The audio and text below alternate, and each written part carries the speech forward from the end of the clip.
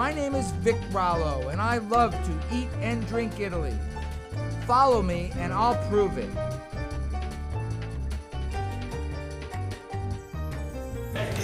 Hello, I'm Vic Rallo, and today I have a very special guest for all my viewers. And really what I love about Italy is the diversity. Italy is a country made up of 20 regions, and today we're going to Lombardia. And Lombardia is very unique because it touches 4 other regions of Italy. It touches Trentino Alto Adige, the Veneto, Emilia-Romagna, and Piemonte. And then in the top, in the north, it touches Switzerland. And those influences are very important when we talk about food and wine in Lombardia. Obviously, Lombardia is the home of Milano, one of the great cities of Italy. And today I'm with Sara Maule. So I said it pretty well, right? Perfect. Excellent. And her father is the winemaker at Nino Negri, perhaps the best wine producer in all of the Valtellina in Lombardia, or at least that's what the critics say about it. So I know you're a little... And tell us a little bit about where you are and about the influences from the surrounding areas and this very little special place called Valtellina and the wines that come from there. Exactly. So the Valtellina Valley is in the really northern part of Italy, as you say.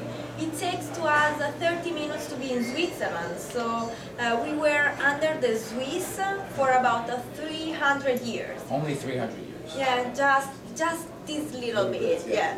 And so it's funny because we didn't have many influences from all the other regions in Italy. And that's why also our wines are pretty unique if we compare them to the Piedmont wines and to the Veneto wines.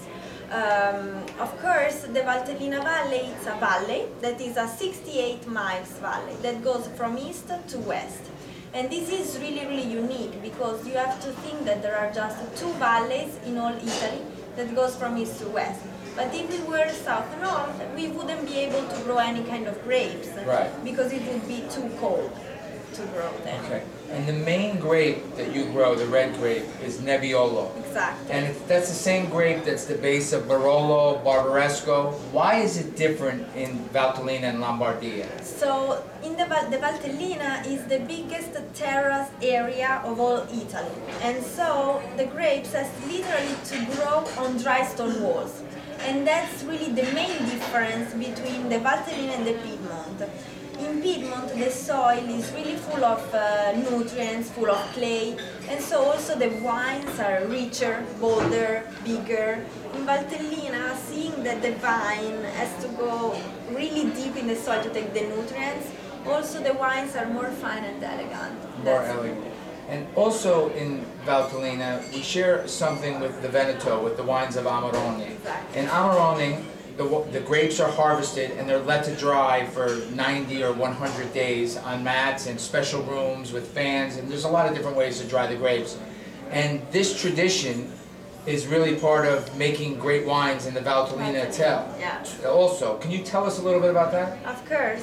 So the wine that we produce in this way, in this particular way, it's called the sforzat. That means to force, to stress the grapes, to take the best out of the Valtellina grapes. That locally is called the chiavennasca.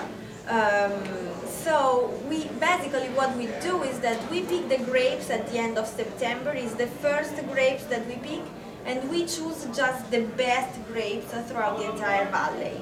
And then we dry them naturally for about 3 months, 100 days. The really important thing is to press the grapes in January when it's really, really cold, so we don't get any type of mold. Right. During the drying process, we lose about the 35–40% in weight, and so that's why the wine is really, really concentrated too. Right. Of course, the main difference between the Amarone and the Sforzat is, first of all, the grapes. It is much different. But then the very big difference is the sugar, because in the Amarone there is a high residual sugar. Our wines is completely dry.